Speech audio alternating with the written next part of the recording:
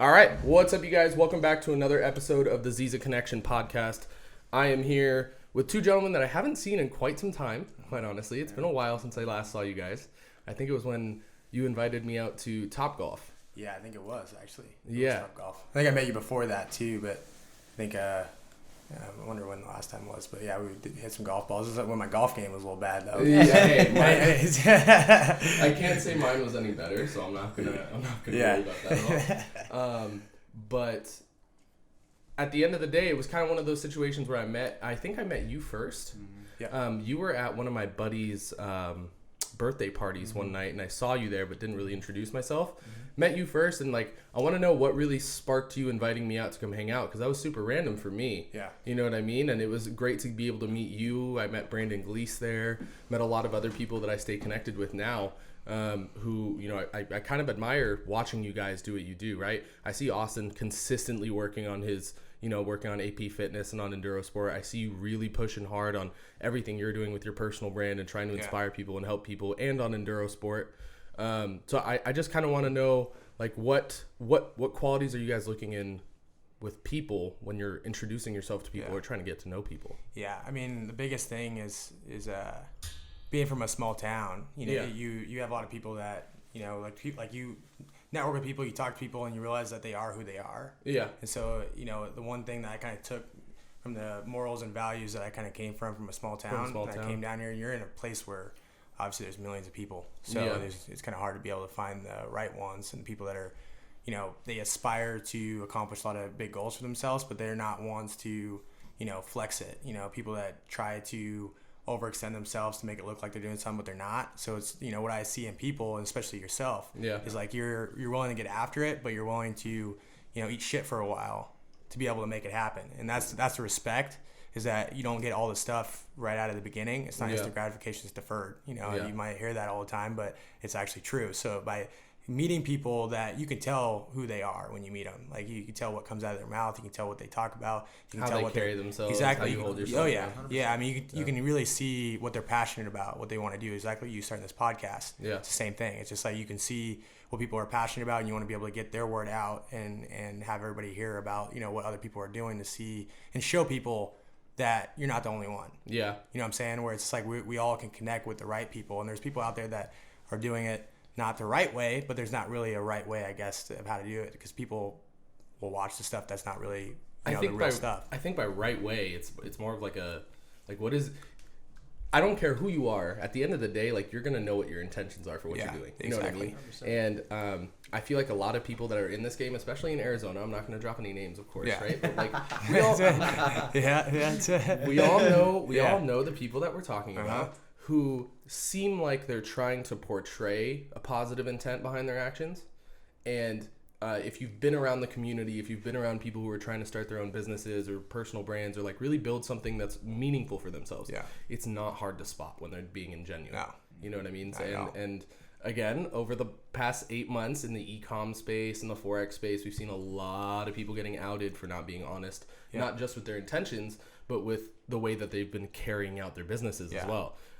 So I like, personally, I'm all about it. You know what I mean? At the end of the day, people like that, you can't, there's only so much time that you can carry out something like that before someone's going to call you out and get pissed off and be like, yo, like, I'm not putting up with this shit. Yeah. And I look at it as, I met with a gal that he introduced me to. Her name's Tracy. She's an immersive life coach, and she's done a lot of big business stuff for herself. And being a woman entrepreneur, she's accomplished a lot all the way up into her age. But, she talks about getting her word out, her voice, and things like that. And one thing that resonated with me with it is that, I'm authentic. I'm real. I am who I am. I tell everybody, it's like, if you question me, why don't you go back to my hometown and ask every single person that ever known me since I was a little one, and you won't hear no dirt on me. And at the end of the day, too, bro, even if that's not the case, like, anyone who's got that about them in themselves is going to be able to talk to you for 10 minutes and realize that that's who you are. Yeah, so, exactly. Yeah. Exactly. Oh, yeah. And the part is like getting your authentic voice out. It's just like you get a lot of people that are in the shadows that don't want to be able to do it because they look like all the rest of the people out there that are doing it on a fake level. So they look like they're fake because they're doing it, but really they're not fake because they're actually giving their story, their authentic story, and where they came from. It's just like most of the time people try to build brands and companies, and they try to make something sound emotional because people will buy off emotion, not logic, right? You can have the best product out there, but if it's not emotional to them, they're probably not going to buy it as much as the crappy product out there that, is you're talking about your wife having cancer, your mom having cancer, she passes away, and then you figure out that they never had cancer. Their mom's totally thriving. She's on the beach somewhere drinking pina coladas. You know what I'm saying? Based on what you were playing off of. Exactly, and you see a lot of people like that. So I look at it I don't want to get blocked from my authentic voice. The reason why I started the podcast, the reason why I put myself out there for the supplement company, and that's why he did the same thing. And that's part where it's like, okay, well, some people are going to judge you. They might think that you're, somebody you're not. But then when they meet you in person, they realize that you actually are who you are. Oh, yeah. And that's what the respect comes to, because I'm not just a social media influencer. I don't care about it. Honestly, I really can care less about social media, because I tell them, you can take away social media tomorrow, I'll still thrive. I'll still do what I'm doing, because it's all about personal relationships. Real connections with people that who are in a space, have gained experiences, can share that with you. And that's, why I started this in the first place, is like, I really feel like there are people out there who need a bigger voice because they're doing something and they're really connecting with people. Yeah. You know what I mean? Not just trying to share some story that they have because they think it's going to, again, make them more sales or do whatever it is. There's people who really, really value the connection that they're making with the people around them, and that's what really matters. And from a business standpoint, again, you know what I mean, I could bring Gary Vaynerchuk onto this podcast and have him sit down for 20 minutes and talk with me, and that'll do 1 million views. But at the same time, if I'm not making a real connection with Gary Vaynerchuk by the time he walks out of my door, it doesn't make a difference. There was no reason for him to be here. It's not going to do anything for me. So let's talk about Enduro Sport. I kind of want to hear, I know generally what it's about. Yeah. I like the perspective you guys are taking, or the way you're trying to brand it as being your pre-workout is called a pre-action. There you go. See, I love that. And you guys are using the fishing thing and going that route. Tell me a little bit about where that came from and why you chose to go that route. Story. Us coming from Coeur d'Alene, Idaho, we worked a lot of construction. We did a lot of things out in the sticks and doing things that most people probably didn't do I saw a video Austin posted for your birthday. Yeah. So I mean, coming from the roots that we came from and the morals and values that we stand behind, and being from Coeur d'Alene, in any small town, doesn't matter. Even Phoenix is a small town when you really figure it out. Oh yeah. But the thing is when you do everything right, in a way with your morals and values, now you fail, you do things that, you make mistakes, but the thing is that you can never, you can always keep your morals and values in check, and that's one thing that we're bred on. It runs deep in our veins of what we do. So me getting involved with the outdoors from my dad, he introduced motocross, endurocross, skiing, snowboarding, snowmobiling, snow biking, bass fishing, hunting. And you were involved with all of this growing up? You did all this different stuff? No, he was involved. He was good. He was amazing. Yeah, so I mean, doing all those, that's the reason why with Enduro Sport, you don't just see bass fishing, you see all the diverse sports. Yeah, 100%. And all those diverse sports, there's a reason for it. There's a meaning behind it.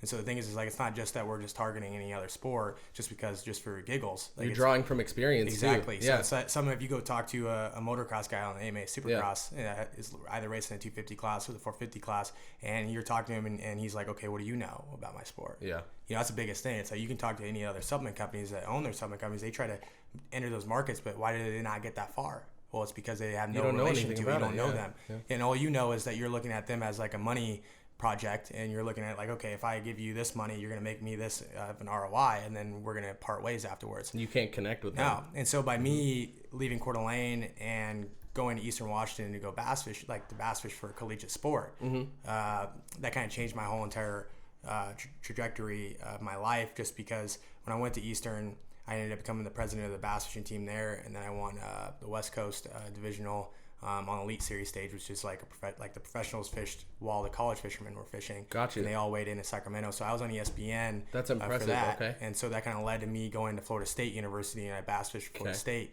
So I traveled across country about 14 times, from East Coast to West Coast and West Coast to East, and not even including north to south and south to north. So all over the country with my truck and boat, slept in pilot truck stops in my truck.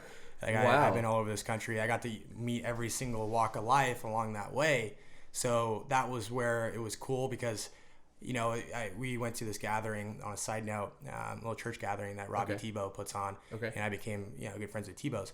And we had this one cool thing that they said is the seed you sow. You plant the seed and then you sow it later. But so I was thinking, wow, I planted the seed all the way across the country from town to town. I mean, I tell you, I took different routes all over the country. So I met people from every makeshift and model, and I left them a impression that will live on forever. And so that was the coolest part about being a part of the fishing world and doing that. And then me going to 3 different universities in bass fishing. Yep. I was like, okay, I'm sitting there at Florida State, and I'm like, okay, I have an opportunity to go on the pro level. I can really make it happen. I mean, normally with the resources that you're given and the people around you that are professional, there's a good chance and probability that you're going to make it. Yeah. So I chose not to do it.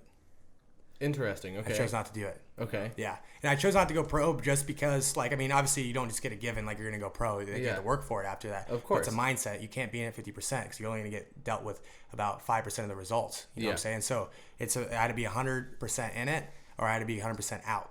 So I was like, okay. But the reason why I did that was, the lifestyle that I wanted to live, it wasn't a lifestyle I wanted to live. You're living a life like a rock star. You're driving all over the place. You're barely, at home. You can't really, it's hard to maintain a relationship. Question. How old were you when you made that decision? 20 years old.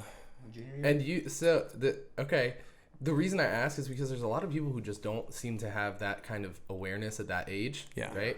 Yeah. To be able to make a decision like that, not just based off of, is there a lot of money in bass fishing? Like pro bass? There is? Okay. Yeah. See, I don't know anything about it. Mm-hmm. It's really admirable to me that you were capable of being that self-aware at that age. Appreciate that. To be able to make that kind of a decision for understanding what you wanted from your life. You know what I mean? Yeah. Whereas you could have spent all that time, made all that money, and been unfulfilled 10 years down the road with all the money in the world and sports cars and a nice house and, whatever you wanted. Yeah. So that's admirable. I like that. Yeah, it means a lot. Yeah. And making that decision led to a lot of big opportunities for myself afterwards because I was like, okay, I go back to University of Idaho. We now cross paths back. There you go. Okay. And we've been best friends since 4th grade, so it's just we've been like. Oh damn. Okay. Yeah. So we I didn't know it went back that far. Yeah, no, a long time. So wow. And now we're here in Scottsdale together. So, but going to college at University of Idaho and me choosing not to go take the route of professional bass fishing, I wanted to start something, and then that's where Austin came into it, is where he has this background in the fitness nutrition space and people that are very big experts in that. And when did you get into fitness and all of that? How old were you? That started when I was 18? Yeah, way back, right when I got into college, because we grew up, like you said, best friends since 4th grade. We always played basketball, and we were those guys that would try to work our asses off every single time, and so I needed something to be competitive in, Yeah. So I didn't really know what, but I got into fitness and health and all that kind of stuff. People just started reaching out, just started helping people. They saw your own progress. My own progress, and I'm like, you know what? And I just I'm very blessed. I fell into it, honestly, because originally I was an engineering student. Okay. And got into that, started helping people.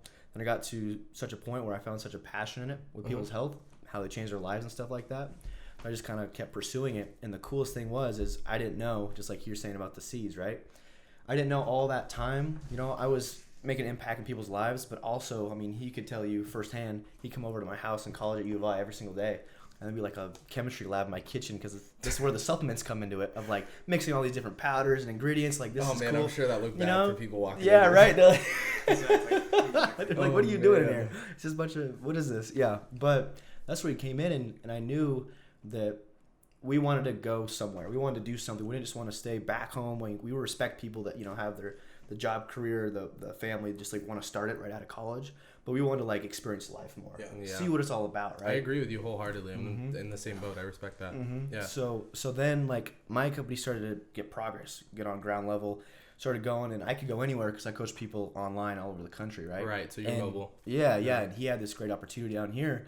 But we wanted to do something together that represented who we were. Mm-hmm. So that story he just told, and my background, I knew that he wanted to do something that's going to provide the next level of quality and something that we can have a story behind, and not just another white label supplement. Isn't it great when you meet somebody or you've known someone throughout your life that you can you have that backing, that same mindset is there with that person, so you're not even worried about starting a business with them. Yeah. There's no worries at all. And that's the crazy part. And he can tell you we always been. I even posted today. We're been the black sheeps. We were looked. We were looked at so differently. As we were best friends growing up, because we wouldn't fit in really, because we had this different perspective of life, right? Mm-hmm. So that's what we wanted to do, and we started like Enduro Sport. I remember that, and I, the whole story at my apartment and stuff. But we made the documents, LLC, all that stuff, and then we just spent the last year and a half, or whatever, just developing all these different things, the most high quality, product, and I can go into that too. But finding the right people that have the same vision as us, that align with our morals and what we're trying to accomplish, 100%. And then getting in and creating that, having our story and bringing the athletes together, which she'll talk to about, of mainstream sports and outdoor sports and all this kind of stuff. No, that's the part where I was sitting in our college apartment. I had to I was like, okay, I walked away from, and I didn't think that I walked away from bass fishing as a sport. Like, I still do it. I still do like the pro amateur level, everything, and I'm still talking to all the still enjoy it. Yeah. Still enjoy it. And that's the part where I didn't want to exhaust a hobby and an escape of a meditation for a career. Gotcha. That's the reason why I didn't do it because I felt like if I did this as professional, I'd probably lose sight of what it actually provides me. And then what I want to do is be able to expose this to people that don't have that. Yeah. You know what I'm saying? With fishing, because it's like I go all over the place, from people that are big business guys to mainstream athletes, from Major League Baseball to NFL to NHL and so forth, and they don't have that type of stuff. They don't know what to look forward to afterwards. So then I'm like, okay, I know I've taken guys out on charity events, the Seahawks team, and I've done all these things with these guys, and I'm like, you take them out, they love it. They love going bass fishing.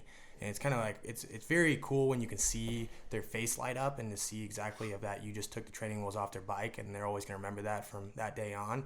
And so I wanted to be able to not just involve the fishing, but I knew I raced motocross, I raced enduro cross, I did skiing and snowboarding competitions, and I was a big hunter. So I was like, okay, well, I want to be able to give back to all these communities that I was a part of. I didn't want to just give back to one. I want to give back to all of them. And so that was like, I felt like if I turned my back on, one sport, it leads to other sports that I also competed in. And there's guys that I've raced enduro cross with that are now number one in the world. Yeah. There's guys that I rode dirt bikes with and I snowmobiled with that are number one in the world for snowmobiling. Yeah. And so a lot of these guys are big X Game athletes and Olympic athletes. And I looked at it like, okay, I have these guys here, but I also know nutrition and the supplements are absolute trash around. Like, they really are. And so it's all about how you market it, right? And so, we got together and I was just like, hey, dude, what do you think about this? I remember calling these athletes and telling them what I was going to do. Mm-hmm. And by me holding myself accountable, this was 2.5 years ago.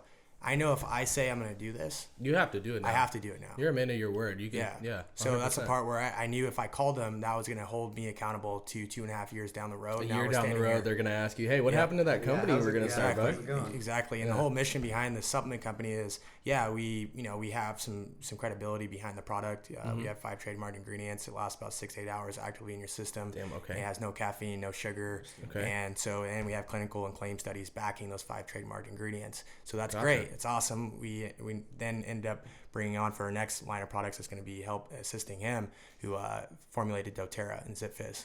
And he has 27 years of experience, a PhD in pharmacology and on the botany side. Gotcha. So we have the people backing it. But the one thing is, our mission is to be able to bridge the gap between athletic communities and outdoor communities. And so what that is that, me meeting a lot of Major League Baseball guys and being friends with them, and then me meeting a lot of NFL guys and NHL guys and Olympic athletes and whatever, for us to be able to expose the outdoors to them, and vice versa, because a lot of those guys look up to outdoor athletes. It's kind of odd because people don't think about it that way.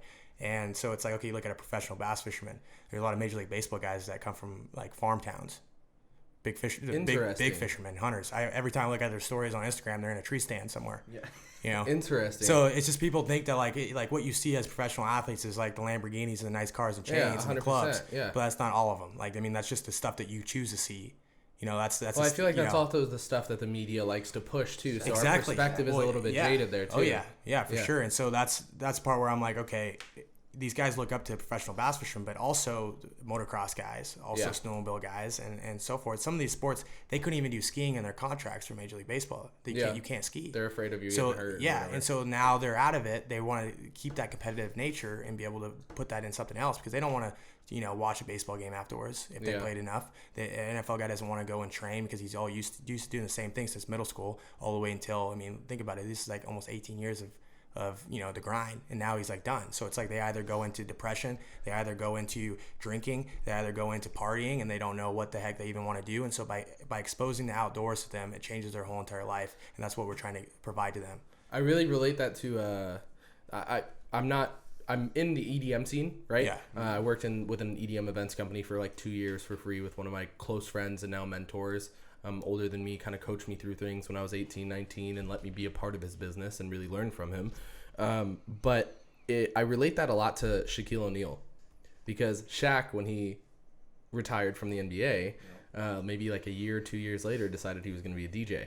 And there's an interview of him where he says that. He says, I DJ because I wanted to keep that competitive nature to me. You know what I mean? It was the only thing that I could think of at the time that I was invested in. We all know Shaq liked to do music even when he was in the NBA. He was rapping and doing whatever. But he related it to, like, it's the only other thing I could think of where I could actually get people jump in and excited and do what I was doing when I was in the NBA again, just in a different light, in a different respect. Yeah. But I've never really thought about I'm from Arizona. I was born and raised in Scottsdale, right? So my perspective is very different on what's popular and what's not.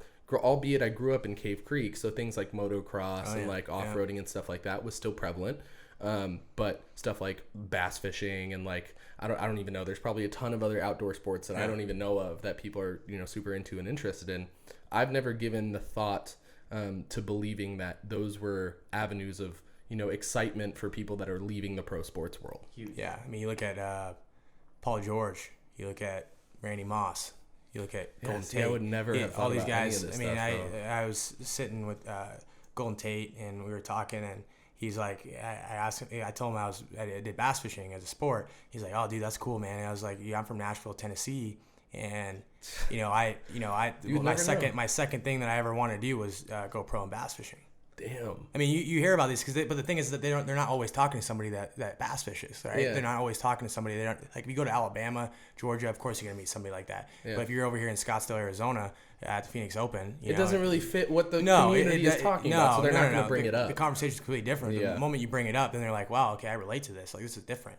Then you become different to them, and so that's part with the company is that we're not just a fitness supplement brand. That's not what we're trying to promote. That's not what we're trying to do. We're trying to put more quality and focus in, 3 or 4 products and not have a bunch of SKUs out there that's going to confuse the consumer. But we're going to put enough in the less of the products to make them efficient than having to take so many dang products that you're getting confused on. Yeah. Plus, on top of it, it's just like, okay, professional athletes can only take stuff that's certified. They can't take things that they're going to get popped for, or something that's in it that's a banned substance. And that's big on you guys too, because if they're taking something they believe is going to keep them clean and they test for it and it draws back to you guys are screwed. Yeah. So that's huge for you guys. And I assume a part of that efficiency side comes from you, because I see you always on your stories and the IGTV stuff that you're posting, talking about like entrepreneurs and business people being able to efficiently keep their health in check and being able to like reach their goals efficiently as well. So when he said that, I kind of drew that back to what I see from you a lot. That's exactly what it is. And there's so much different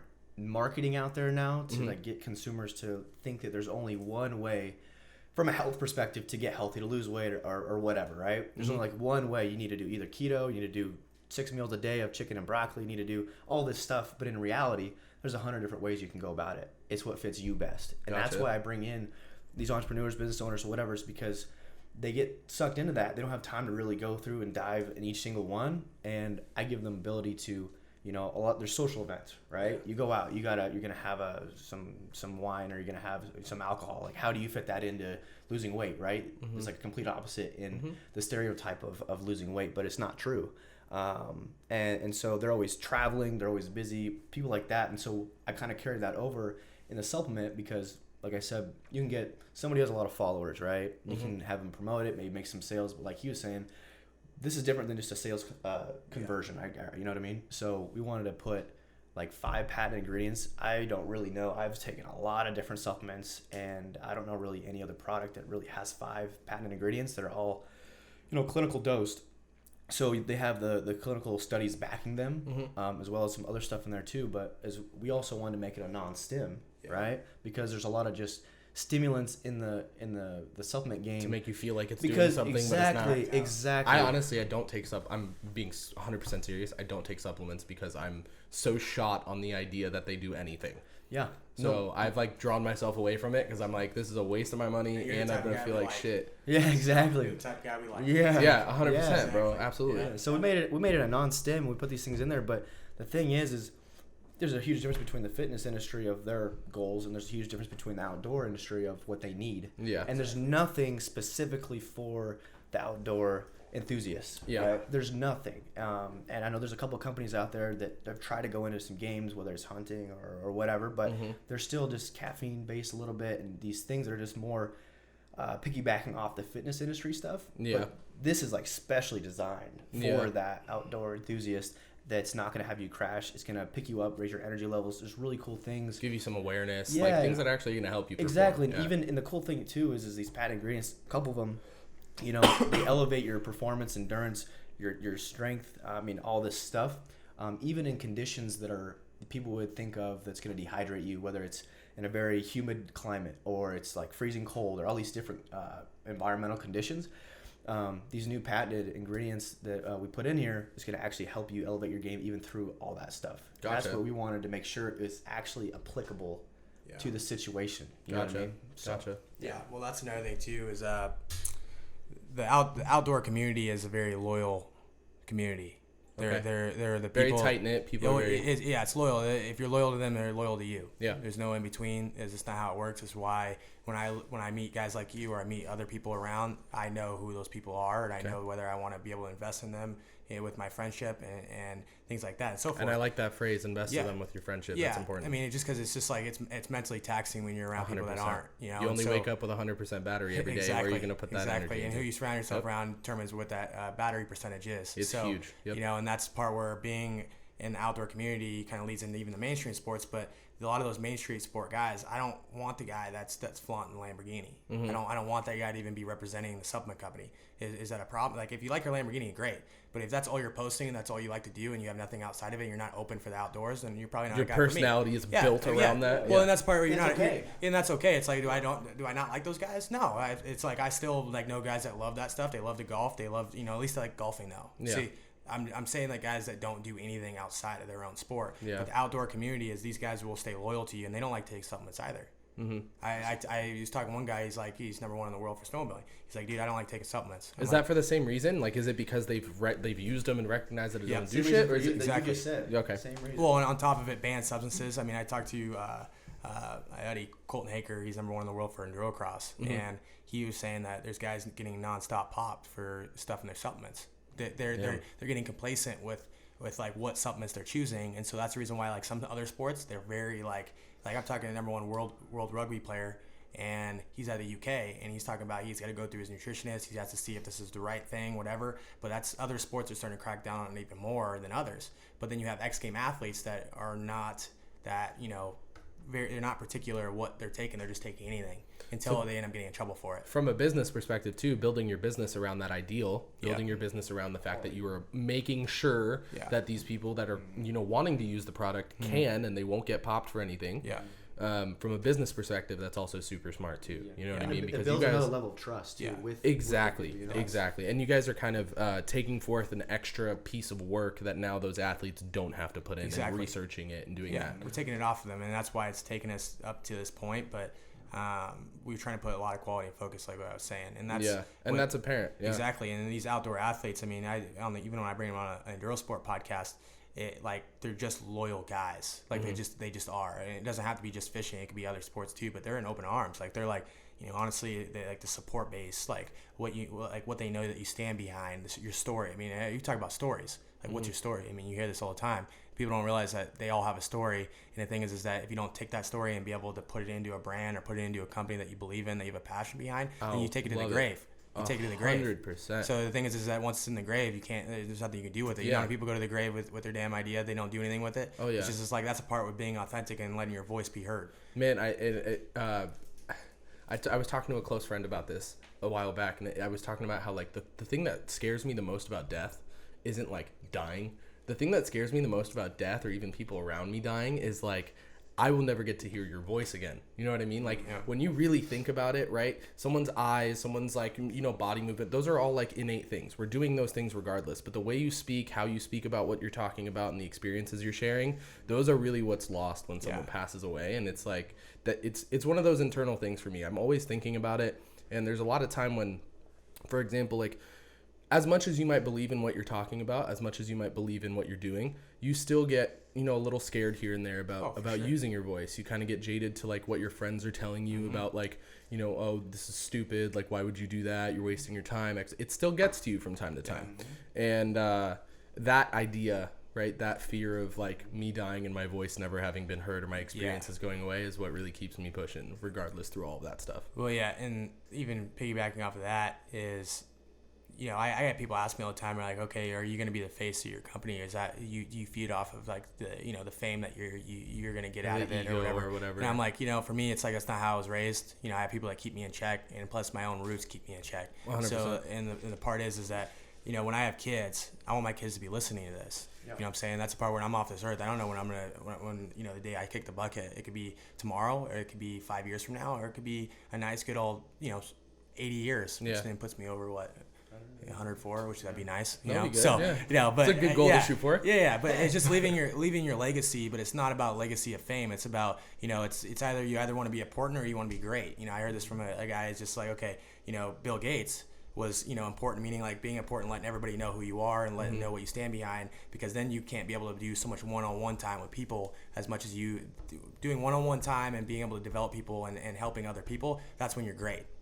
Being important, you kind of have to like pick and choose of what you want to do. And sometimes I was kind of like a little bit like, okay, like, I think I'm kind of both. He's like, well, you can't really be both. And I'm like, well, okay, if I'm in one category, I guess I'm important because I want to put my voice out there. But I don't care about trying to be the guy, like that guru dude or whatever. I just want people to know who I am, know who, like, let my kids be proud of what I'm doing when I'm young, so they have something to model off of. I don't want my kids one day being like, oh, geez, I can't look at them. Like, I just like, geez, that's not my dad. Like, I'm just gonna look away. I want to be able to leave that legacy to where it's for my kids and the kids' kids and so forth for generations to come. So the way I kind of explained that same idea of you said important versus great, right? Yeah. The way I had explained it previously was width versus depth when it comes to like your impact on people. Are you trying to impact people with are you trying to spread yourself out and get to a lot of people with a small message, or are you trying to get deep with certain people and really share that message? And I talk a lot about balance in life, because you see a lot of people who are saying like, 4 hours of sleep, push 18 hours a day, go, like do your, or 20 hours a day and do your, there's always a balance, right? And even with that concept of the width versus depth, I feel like there's a certain level of balance that you have to find within that too. Because I'm in the same boat where I want to be important. I want people to know like who I am, what I stand for, what I do, why I do it. But at the same time, I don't want to be so out of reach to the people that are understanding that message that I can't actually make a real impact on them, right? So many people, I'll take Gary Vee as the example, right? Gary Vee is very out of reach for the majority of people, right? And they might feel moved by his message, but they don't feel the full extent of his intent and the full extent of his message because he's so out of reach.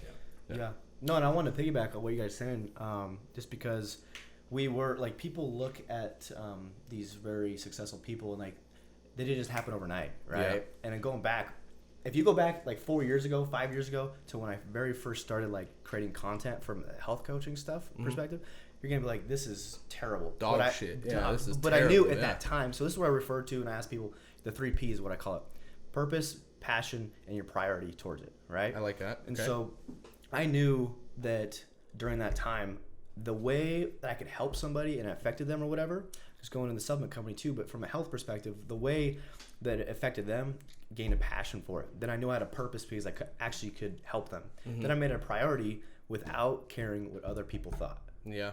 And it takes that mindset, I think, to keep pursuing. Like, if you go back 4 years ago, it's the same content that I'm posting today. It's the same exact stuff, and I kept doing it. It was a little bit different portrayed because it wasn't as high quality, or like my communication skills on camera wasn't as good, but who cares, right? Like, we go through that story, we go through that journey, and then now people, like back then, and you were saying people making fun of you or stuff, people made fun of me like hardcore, like, why are you even doing this? Like, this is not even a career. Like, this is ridiculous, you know, stick to your engineering, like you'll get a good job, all this stuff. And I'm like, I've heard it. yeah, right? Like, oh, you need to be doing this, and like you look up to your parents, you want to do these things because you'll make them proud. But you know what? Like, excuse my language, but like, fuck that. Like, you got to find your passion, and which correlates to then to the purpose that you can give to this world. And I think what we both have a pretty good self-awareness of what that is. Definitely. And we made it a priority, like him traveling across the country. Like that was a priority because he knew that something was going to come out of this. You made those sacrifices. Both of you made those sacrifices to be able to get where you're going as well. Exactly. To where you are and where you're going. Yeah, exactly. We ate dog shit. I mean, we lived poor in college, like figured out what our calling was, if you want to call it that. Yeah. And then I just kept doing that all through it, and people made fun of me all the way through. And then it was like this breaking point. Then we moved down to Scottsdale, right? And then it all starts to kind of transition. But this is because I just stayed true to like what I was trying to accomplish, no matter the judgment. You know what I mean? I think that people listen to this or whatever should really hone in on that part right there. Of if they have something that they're like, this is really awesome. I like how I can impact. That word you use, impact, is huge. And finding the purpose, the passion, and then making it a priority without being scared of judgment. I think that you could literally, the ideas going to the grave could be exposed so much more in the lifetime because they gave themselves the opportunity. Yeah. You know what I mean? I have my own 3 Ps too. It's funny you bring up your 3 Ps, and mine are passion, practice, and patience. Like that. So very, very fitting. I like that. Yeah. Similar concepts within the 3 Ps, but they're differently explained, right? Yeah, dude. I love having people like you guys around here, right? Yes. Because time and time again, and again, I'm not gonna throw any names out there. I love sitting down with people that have their own businesses. I love sitting down with people that are creative or chasing a creative passion, athletes, musicians, whatever it is. But so many times you try to sit down and have an intellectual conversation about why they're doing what they're doing, and they can't articulate it at all. Exactly. Right? Whether it's by way of them not having practiced it, which I can understand. A lot of people don't have a support group around them that allows them to really get that across and like practice talking about what they're passionate about, and that's a shame to me. And some of them by way of like they've honestly and truly been blindly chasing something for 30 years for the purpose of like having the money in the car, and exactly. And it's difficult to sit down and talk with those people. You know what I mean? Yeah. So to your point, for kids that are like because I didn't start my personal development journey, if you want to say so, right? I didn't start that journey until I was like 19, 20 years old. I'll say 18. When I moved out of my house, I had some difficulty going on with my family, with myself. I just wasn't in a good place in my head. And I wish I had started that journey sooner. What would you tell someone who's like 14, 15, 16, 17 years old? Like, what's the best piece of advice you can give a kid like that? Not even like business wise, just like life. I have this talk quite a few times with some guys where I ask the same question to some of these older guys that are professional in sports, but even business owners. But I mean, I'm gifted and grateful to have a father that got me involved with a lot of things in outdoors. And I'm biased in outdoors, obviously, because I know that there's a world out there that people don't even know, and they just drive in their cars, go to work, come back, same thing, repeat of an episode. But people that are like young at that age is to find things that are outside of what other people do as a passion, something that gives you an outlet. Because, how do you get rid of the depression? How do you get rid of, the anxiety of like, wanting all these things to happen or whatever, and you're aspiring to be this person. But it's just like getting involved in stuff that's like, okay, what you're looking at on social media is not really what it is. I think social media is a big problem, and that can go in a whole other direction. 100%. But I would say like the fishing, the dirt biking, the razor riding, the hiking, the biking. I mean, getting into things that are outdoors. I don't really care who's who or whatever. Even if you're dealing with like some health problem or whatever, and you can't do those things, find something that keeps you active, keeps you out there, that keeps you going. Because the moment when you rest, you rust. I hear that all the time. So I think a lot of the time the depression really stems from the fact that people don't have depression to me is cyclical thinking. There's nothing else to it. When you're thinking in cycles, you're really putting yourself in a depressive state. And I feel like doing what you're saying, whether it be with outdoor sports or anything else, is just giving yourself an opportunity to get out of that cycle of thinking and put yourself into a new thought process over and over and over. And meditating is like, I say meditating, it does not like download the Headspace app and do that. Like I did that at work. So like, trust me, like if I practice mindfulness all the time with things I'm grateful for. I use breathing exercises that definitely help. But the thing is that my dad always told me that this is going to help you later on, like with the outdoors. And I didn't know what he was talking about till now. You go to different environments, you leave the coop, you go to the real world, and life is tough. Yeah. Life is really tough. Yeah. And, just like the Rocky Balboa, that scene, but it's just as like having something to get you out of that is where, going out and working out. That's the reason why the supplement company, it's going out, working out. It only is good for about an hour and a half or 2 hours tops. And if you're there longer than that, probably questioning what you're really doing, you're probably on your phone. Gym, yeah. Having something that's a long duration of time that kind of unplugs you. You're unplugged. Finding that and incorporating that at a young age is going to help you so much going forward that you don't even realize what it's going to do for you. I didn't realize until I'm sitting here and I'm like, wow, people are really messed up in this world. Oh, yeah. People are really depressed. People are really from, just infidelity to, just going out drinking to clubbing to all these things. Now, that's nice. I still like to go out, have fun with my friends and be around good people. But it's just like, being in college, going not even just college, just rewind all the way down to middle school, high school, college. It's just instead of a Friday night going out, I went fishing. I told people, I was like, hey, I can't.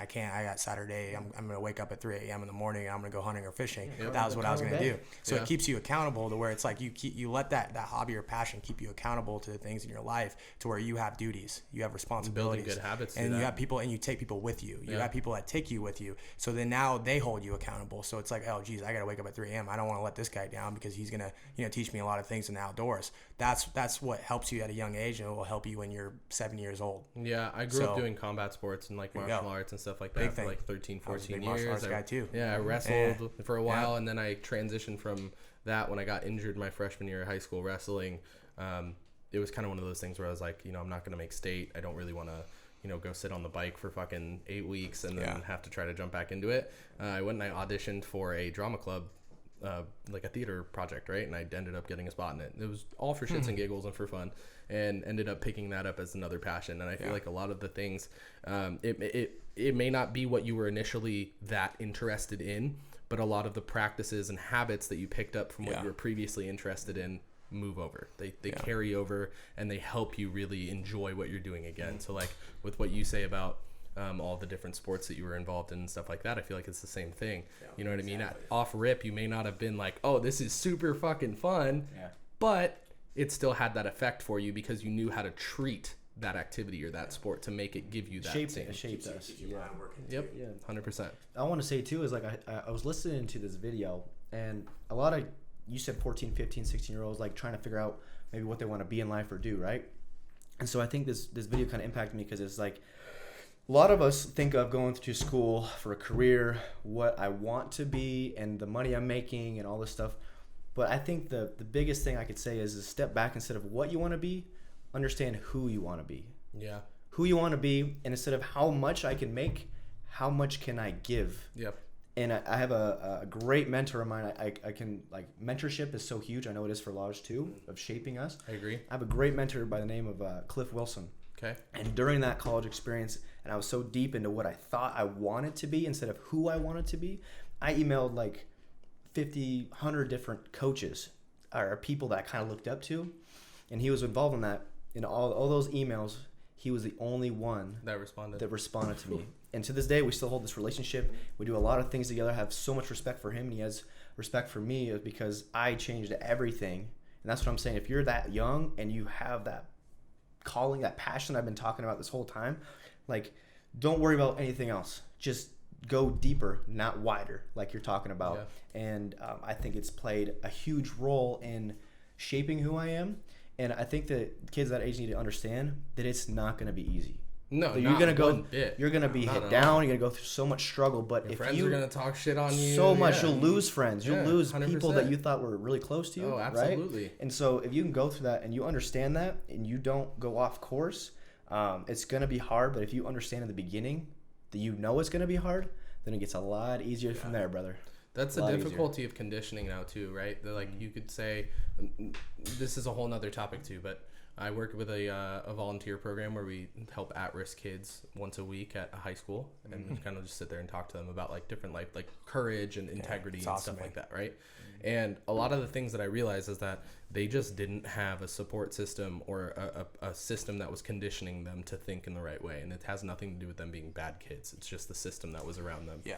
and seeking out mentorship, seeking out someone that really can give you all of those life skills and teach you how to live a life that's going to fulfill you, right, is super important. Well, and then and with mentor talk, the mentors aren't going to do it for you. No, 100%. The mentors are there absolutely for not. It's a supplement to your life, and so the thing is, they ain't going to do it for you.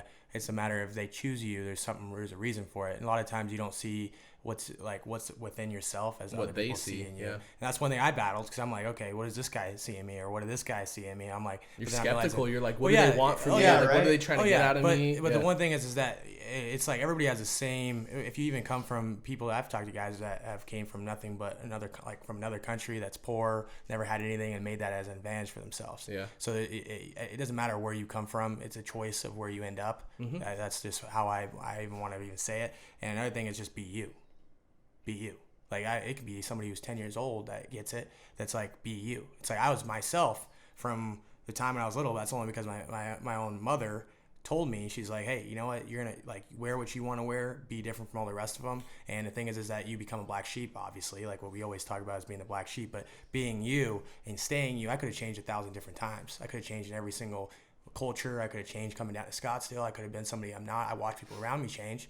But the things I didn't realize that, people are going to invest in the person that you are, who you really are. They're not going to invest in, the thing is that it ends up being a short shelf life for somebody, and a hard lesson to learn, because the older you get, the lessons become a lot more expensive.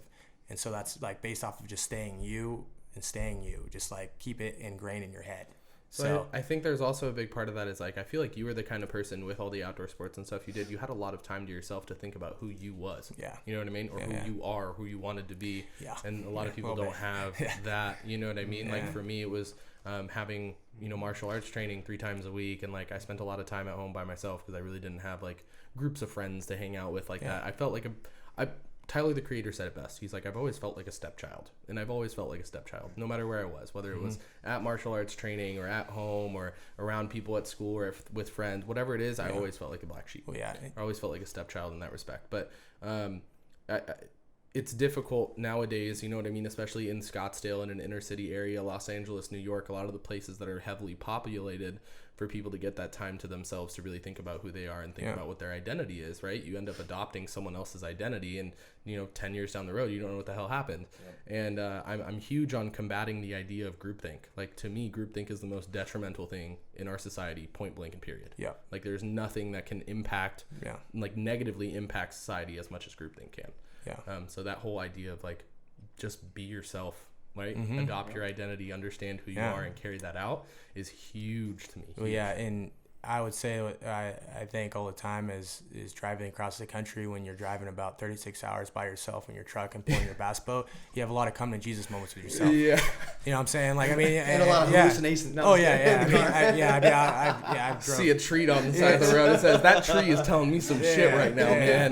Yeah. When you're driving 17 hours straight and you start seeing Bugs Bunny across the road. That's always great. That's when you got to know when to stop. But it's, and you, like, that's one thing I loved about bass fishing as a sport was it's the most humbling sport. There's so many variables. There's so many things that, I have respect for a lot of other sports, but there's a lot more variables that play into bass fishing. But it comes down to is like when you think you're going to do good, and you think that just because you won, you're on ESPN and you had these big accomplishments and whatever, you drive 36 hours across the country in 2 days, and completely different scenario. And then you end up doing horrible, and then next thing you know, you do so horrible, and then you have a boat problems, and then they say with the boat, break out another $1,000. That's how it normally works. So then you're a college broke student, and you're paying $1,000 to fix your boat, and then you do horrible in your bass tournament. Now you got to drive 36 hours back home. So you think about not like coming to Jesus moments with yourself, where you're like, wow, I got to self-reflect. There's a lot of self-reflecting on that. And there's not a lot of sports that give you that either. No, because it's just like, if you have everybody around you telling you that you're great, and just saying, oh yeah, man, it's totally, but the thing is like, I knew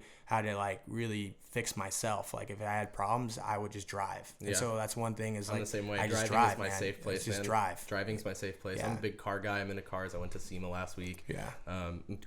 Something about, driving, having your own space to yourself. And I feel like there's also something about consistently changing scenery that helps with that. You know what I mean? Yeah. When I'm sitting in my room sometimes, like, I might be doing great editing a video or working on a project or something like that. Second I hop in my car and go for a drive, right, all of those ideas start refreshing. You get some new ones. And I told my uncle this one time when I was in Iran. I was like, if my happiest place would be if I could sit on a ski lift that just went like around the world multiple times in different Exactly. ways. You know what I mean? Yeah. That would be my happiest place. And just give me a notebook and let me like sit on there and write stuff down. Well, especially the shock of your stimulation of your environments. So like if you're from, like I'm from a small town, so is he, but I always like to go to places where I wasn't comfortable. Yeah. And I had everybody telling me, oh yeah, Mexico's a bad place. You shouldn't go down there. But then I go down there and I got surgery on my toe because I got a catfish barb lodged in my toe, and it took me about 6 hours to get it out with my Major League Baseball friends. And I'm just like, it was the worst. It was like the best experience though. It's like they were like shocked that I was completely calm. But I was like experiencing this. Like this was like experience. This wasn't like I could complain about it. I could have hated life. I could have hated Mexico. Said, "Oh, Mexico did this to me." Yeah. No, I did this to myself. But yet again, it created the best memory and the best laughs out of it. That's what I like to do. And I feel like you grow the more you put yourself out there and you do things that you normally want to do. Like my parents were like, "Hey, New York is, it smells like hot trash. You probably ain't gonna like it." I go there. I loved it. Yeah. I met a lot of big business people, athletes, whatever, randomly with myself. Everybody has a story to tell. So it's kind of like, it's as hustle and bustle as New York is. I loved how people were straight shooters.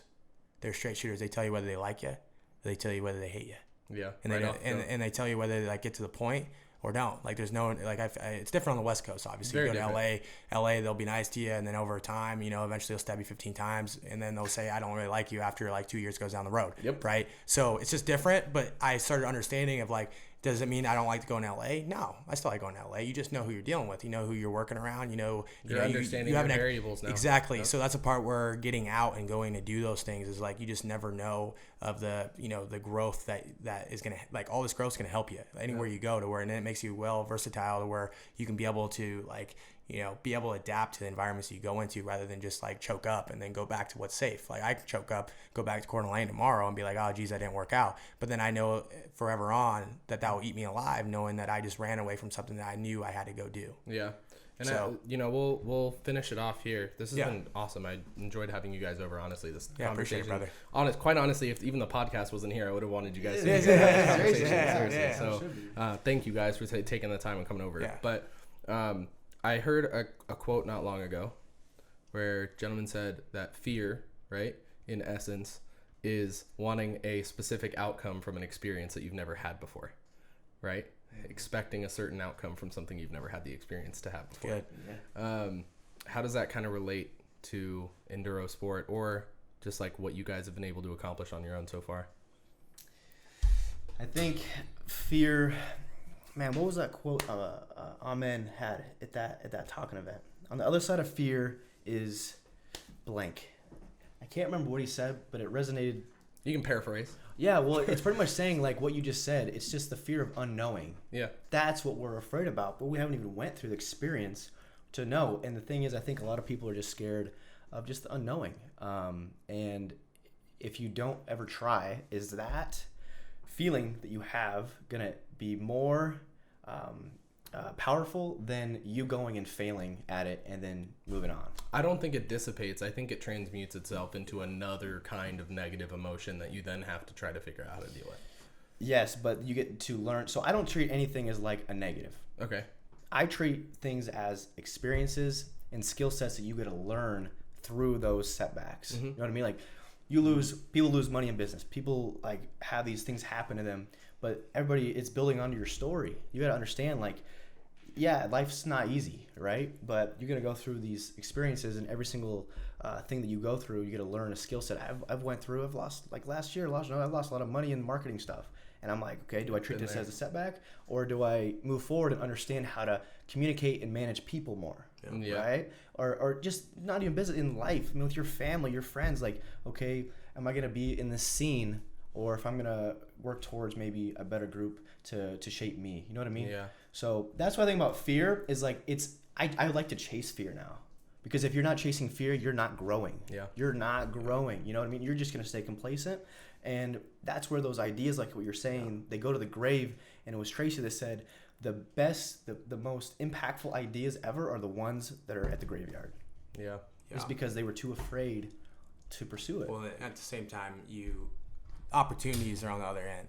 I mean, it leads to more opportunities. Like, I mean, chasing fear is like, it's in my blood now. Just like, just go after it. And the thing is that leaving the expectation, because every time you have the expectation, it never goes the way you want it to. So it's almost just like you do as much as you possibly can do, but you know that you don't know everything about what you're exactly doing, but it leads to a lot more other doors being open. And that's one thing about my life is like things have changed within a year, way more. I'm sitting at my college dorm apartment, not even knowing like what direction I want to take things, but next thing you know, it just changes. But by you going after it, you look back and reflect on it. I don't look in the past for anything. I just reflect back on the past of like how far I've came. I don't look at all the things that's happened, the startups that failed, everything else. It's just like the more you go in that direction, the more it leads to a lot more great relationships that you made along the way. And especially with you, it's like we never really took that leap of faith, we would not have been down here. I mean, it's a scary place, going places where you've never been. And the part is like by going against that, you look back and you're like, wow, I got these cool relationships. I have these great opportunities with people in business. I met, just the things that come along with that. Just from taking the chance, man. And facing your fears right up front and saying, this is something I have to do, because if I don't, I'm not going to know what comes on the other side of it. I think that should be the perspective. Not like, I don't know what's going to happen, so I'm scared. But since I don't know what's going to happen, I want to figure it out. Well, and the only last thing is that, I said this in the last couple podcasts, and I tell this all the time to younger people. I'm like, the problem is social media, yes. The other thing is where people get kind of a little bit more butthurt, and they get anxiety of knowing all the things they have to go through, of like knowing what they have to go through. Like when you say, I got to go through life, this sucks, it's going to hit you in the face, it's going to suck, it's going to hurt, you're going to bleed, you're going to put a lot of sweat into it, and nothing may not happen in a year, it might not happen in 15, and then on your 16th year it might just happen. People don't like that. They don't like what they're looking for, like what they have to look forward to. They want it to be something so great. But the thing is they don't realize that every failure takes you back down like 4 steps, but then it launches you at 15 steps ahead. So the thing is like if everything's just going great, then how far are you really going? How stable is your foundation? What I'm saying? And that's the part where you hear it. I've sat with my fiance's grandfather that his dad was the dean of Harvard back in the 70s, and he was also the co-founder of the dentistry program at UCLA. Wow. And her grandfather was also one of the top oral surgeons in Orange County, but he lived a lot of life, and he has a bunch of books written out. And he told me this was 2 weeks ago in San Clemente. He was just like, and he's suffering from dementia, but he kind of snaps out of it, and you can kind of talk to him. And I had a really good heart-to-heart with him. And the one thing he said is like, he told me about failure. He's like, you know what? I see a lot of me in you. And that hit me hard, because a lot of things is like, I wish I had like a book writing it down, because you never know if you're going to see him next month. And so, by him saying that, he experienced so much. By even reading his book, he just went out and just did things. Like he was like, hey, I had fear on this. I didn't know about this, but I just did it. And then it led to like so many great experiences to where he's now suffering from dementia, but he still goes back and has things that remind him when he's reading his book about all the experiences that he got to have. It's experiencing, man. It's chasing the experiences, and there's going to be heartache in it, but at the same time, I say just go experience as much as you can in a short amount of time. Personally, like I'm like, people think that I'm like full of it, because I'm like, I've experienced so much, but it's like I haven't even scratched the surface. The thing is I feel like there's so much life to live that if I'm not experiencing, I'm only doing the same thing, like a rerun of a freaking episode, then it's just gonna be a boring life for me, and that's what I chose. So what I gather from the both of you guys at the end of all this is experience as much as you can and connect with people at the end of the day. And that's really it.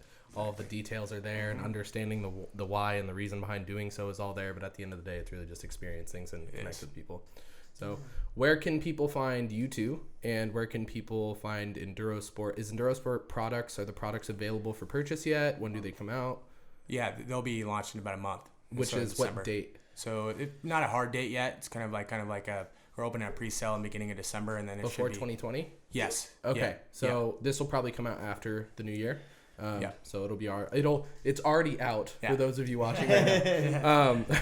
So Enduro Sport, what is the link for social media? Yeah, so you can find us at Enduro Sport Official on Instagram, and then Enduro Sport on Facebook, and then our YouTube channel. Just subscribe at Enduro Sport. And so we have all of our podcasts on there, information behind the product, just updates with everything with the company, and the ins and outs of like how it started, why it started, to hear about our story. And for my personal IG, it's at Laj Trip.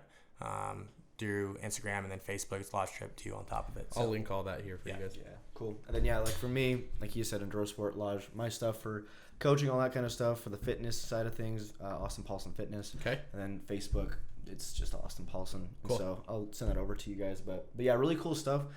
people listen to this podcast or in the podcast, we got some really great content. Yeah, definitely go check out theirs. Definitely go check out theirs. Get their iTunes set up and all that stuff. So it's really cool with the stories that he's bringing to the table for these athletes. So yeah, if you guys are interested in the whole, athletic world, the outdoor sports world, definitely go check out what they've been doing over there.